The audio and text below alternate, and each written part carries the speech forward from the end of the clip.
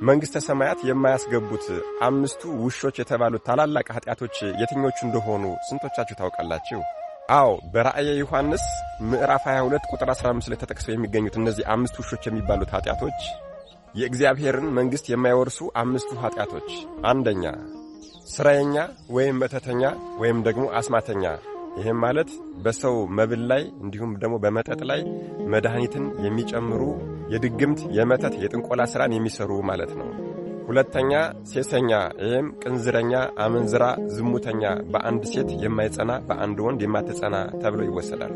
ሦስተኛ ነፍሰ ገዳይ፣ የሰውን ደም የሚያፈስ እህቱን፣ ወንድሙን፣ ቤተሰቦቹን፣ ወዳጁን የሚያማ ሁሉ በዚህ ይካተታል። አራተኛ ጣዖት ማምለክ፣ ጣዖት አምላኪ ማለት ነው። ይህም ማለት ከአንድ እግዚአብሔር ውጪ ሌላው ነገሩ በሙሉ አምላኩ የሆነለት ሰው ማለት ነው።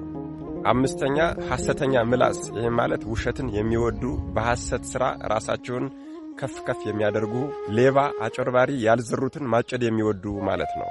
ወገኖቼ እኛ የትኛው የውሻ ባህሪ ነው በሕይወታችን የነገሰብን? አንዱ፣ ሁለቱ፣ ሦስቱ ወይስ አጠቃላይ አምስቱም? እስኪ ራሳችንን ቀስ አርገን እያየን እንመርምረው። ውሻ ያሰኘንን ኀጢአት በንስሐ አጥበን ከውሻነት ወደ ሰውነት እስኪ እንመለስ። ሞታችን መቼ እንደሆነ አናውቅምና።